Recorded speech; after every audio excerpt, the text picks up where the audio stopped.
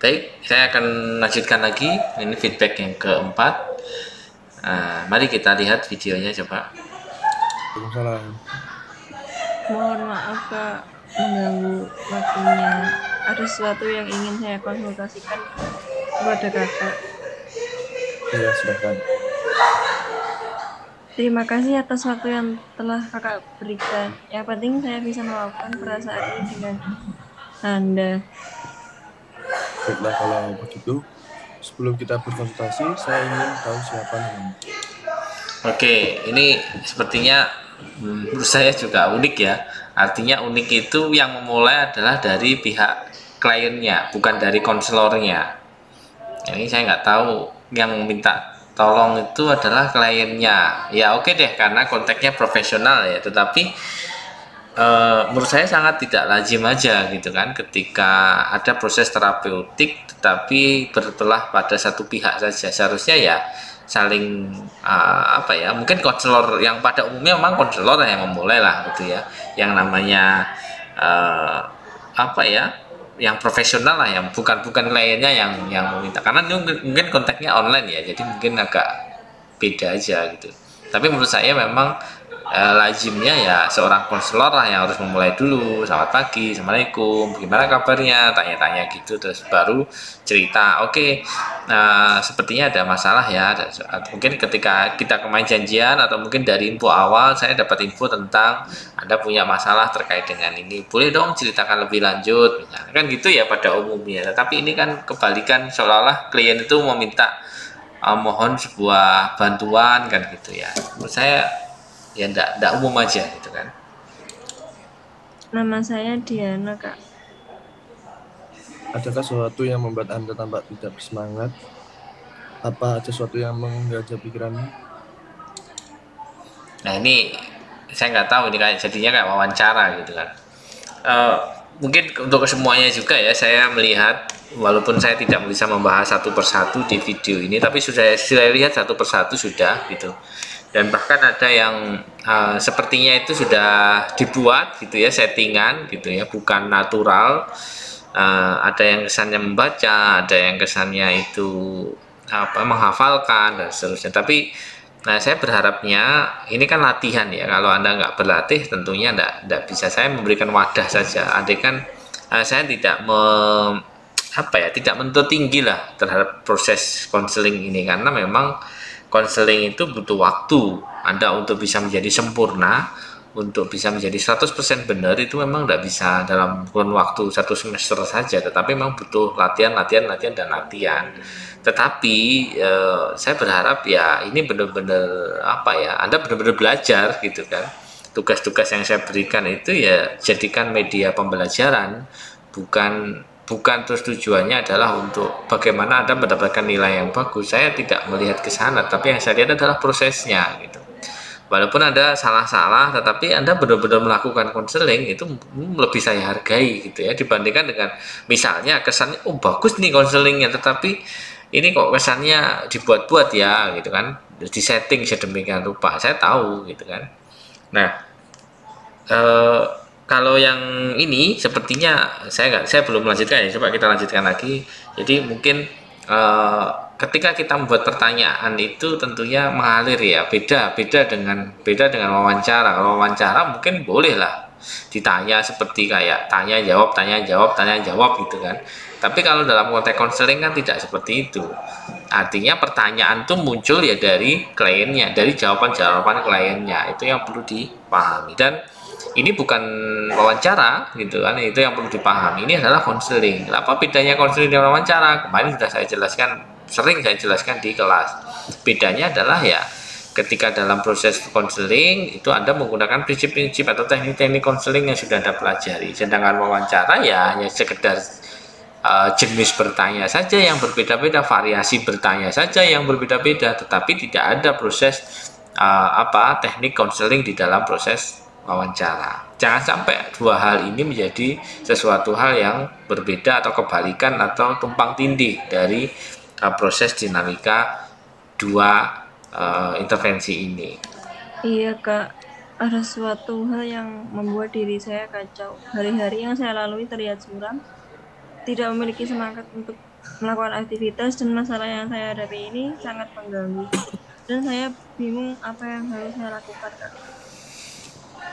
Masalah apa yang kamu alami ini sehingga membuat kamu kehilangan bersemangat dan diri kamu merasa kacau? Ini masalah tentang studi lanjut saya. Sekarang kan saya sudah kelas 9 dan ujian nasional, jadi saya sekarang mulai berpikir untuk ke depannya, Kak. Memang kamu pengen jadi apa? Dari kecil saya suka dengan fotografi.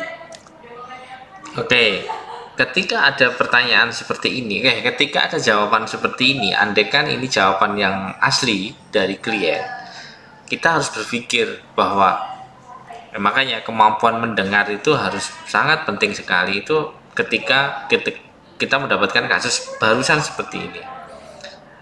Saya contohkan ya tadi ya, bahwa saya sudah apa masalahnya. Masalah saya adalah seputar terkait dengan akademik kasarannya.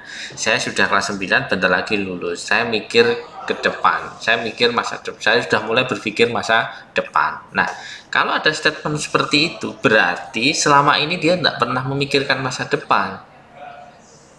Nah, kalau kita peka, kalau kita sangat peka terhadap apa statement-statement atau apa yang disampaikan oleh klien, maka kita akan sangat dalam sekali memahami memahami orang itu.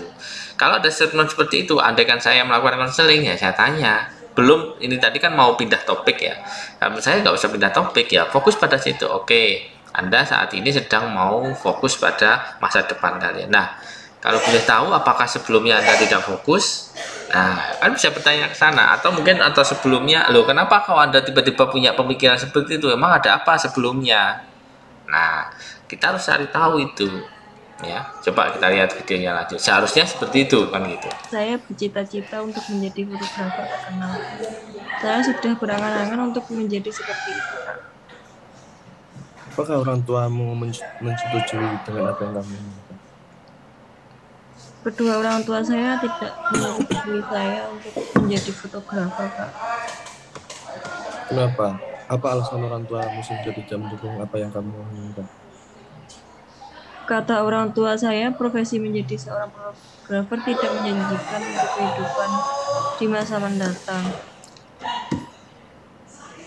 Terus apa yang kamu lakukan? Sedangkan orang tuamu saja tidak mendukung apa yang kamu inginkan. Kedua orang tua saya menginginkan saya untuk menjadi seorang guru, tetapi saya ingin bersikeras untuk menjadi seorang fotografer. Karena menurut saya, fotografer adalah hobi dan menjadi cita-cita saya sejak kecil. Saya tidak berpikir kenapa orang tua begitu memaksa saya untuk mengikuti keinginan mereka agar saya memilih fakultas keguruan.